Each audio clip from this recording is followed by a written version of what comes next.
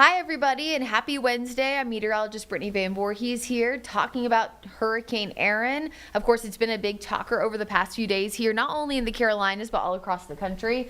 There's been a lot of misinformation online, so we're going to go over, before we get started with the graphics, just some common questions that I've been getting.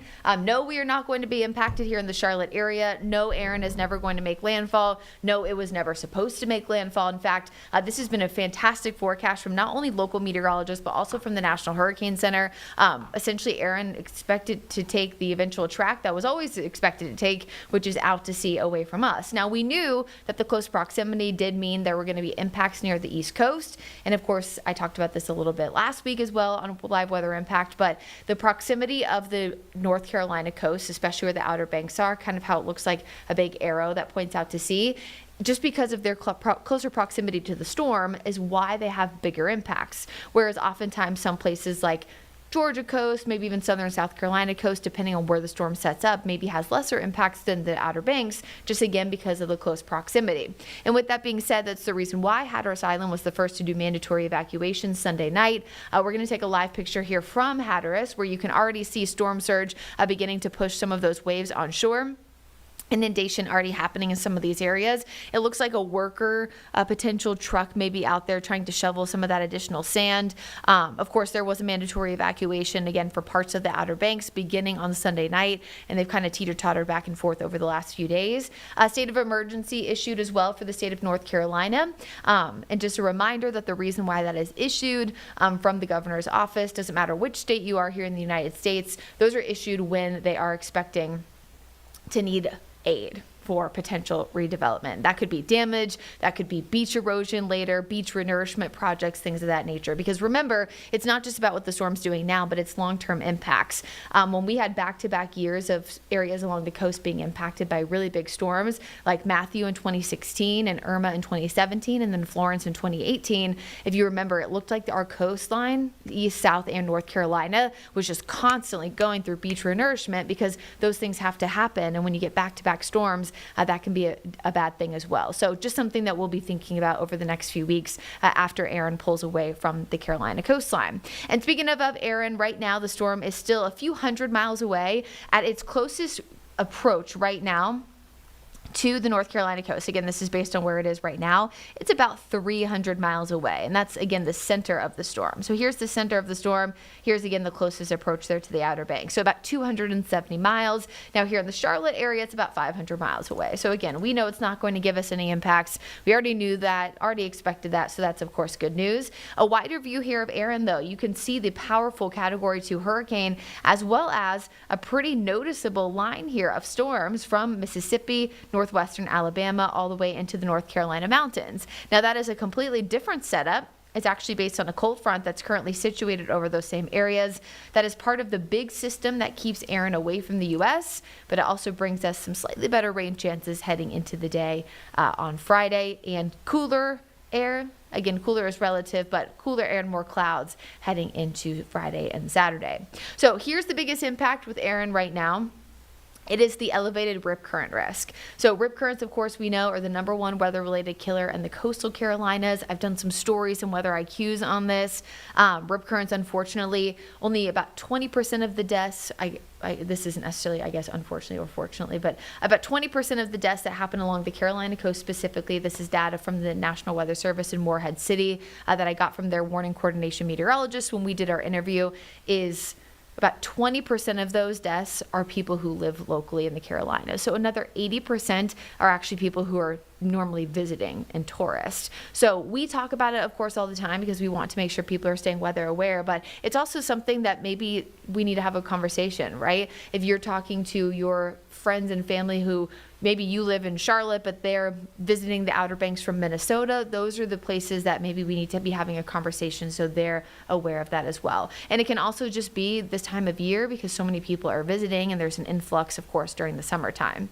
Now, rip currents have already been happening. Wave heights have already been elevated, but the winds are going to deteriorate over the next 12 or so hours. So by the early morning hours on Thursday, so between 3 and 6 a.m., we'll be seeing wind gusts around 40 to 50 miles an hour.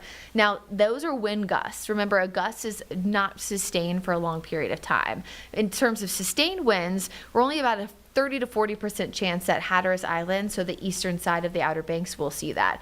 My best assumption, guess, forecast, prediction, whatever you want to call it, based on what Aaron has done so far, is that we will see wind sustained around 30 miles an hour at a maximum, with wind gusts around 50 to 55 at its peak. So again, difference between sustained versus gusts. Sustained, of course, lasts much longer. So here's Thursday morning, 6 o'clock. This is about 10 or so hours from right now. You're starting to see those wind gusts again near the immediate coastline between 45 to 50 miles an hour. If you're thinking of this in terms of what we are used to here in the central part of the Carolinas, 58 miles an hour, that is the threshold for a severe thunderstorm warning. We get those all the time. And so this is, again, similar to a severe thunderstorm warning, which we know 90% of our wind damage in the Carolinas is caused by severe thunderstorms. So it, again, is something that we keep a very close eye on. Again, deterioration over the next 12 hours. And then by the time you're hitting lunchtime tomorrow, we're starting to see those winds begin to die down. We'll go quickly from 50 to 40 to 30. And then by Friday, around the same time, 6 a.m., pretty much back to business in terms of winds along the immediate coastline there. High rip current risk from now through Friday. We turn moderate on Saturday. There are two systems looking like they're almost behind Aaron. I will tell you that the first one that's highlighted in that 60% chance over the next 7 days looks to take a similar trek. That split in the high pressure turns it north and eventually northeast, and it doesn't even look like it makes it as far west. So that's good news so far. If that were to get a name, it would be the F name this year, which is Fairnon. Yes, it is not spelled that way, but remember that the World Meteorological Organization uses English, Spanish, and French for the name. So sometimes you'll see a name that maybe is not pronounced the same way in the United States. So just remember, it is a mix of different languages, not just us. Now, the system after it, you can see that 40-40, still way too early to know where that system could go, but certainly something we're keeping an eye on. Here's satellite and radar locally. Again, that cold front that is to our north and west is part of the reason why Aaron stays away from making landfall in the Carolinas. But it has prompted some areas of rain. In fact, Ashwaubenon County is still under a flash flood warning from earlier today. Rain starting to taper off now, but they had some heavy pockets of rain and really slow-moving storms earlier. Still seeing some action there in parts of Avery County, and if we shift a little bit further south, you can see a few pop-up storms there on the northwestern side of Lincoln County, as well as in Cleveland County at this hour.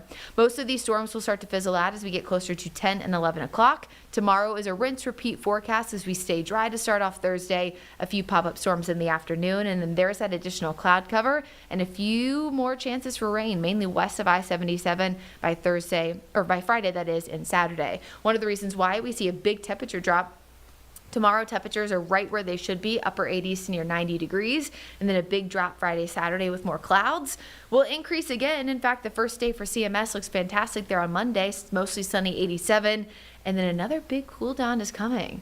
We had a really hot July, the second hottest ever in Charlotte. Then we had a cool and wet start to August, and it looks like a cool end to the month as well. If you're at home thinking, will we see 90 again before the end of the year in Charlotte? Most likely, yes. This does not mean that we're done. Oftentimes we see 90 plus in the month of September. Now, if it was almost the end of September and we're getting closer to October, that's when we can say a lesser likely chance that we'll see 90 again. But I wouldn't expect this to be your last cool down or even last heat wave of the year so far. So here's your 7-day forecast. Upper 80s to near 90 tomorrow. Very little chances for storms overall. So we'll watch them closely, of course, for the Panthers at home at Bank of America Stadium, especially for any isolated thunderstorms. Remember, the threshold 8 miles away from BOA.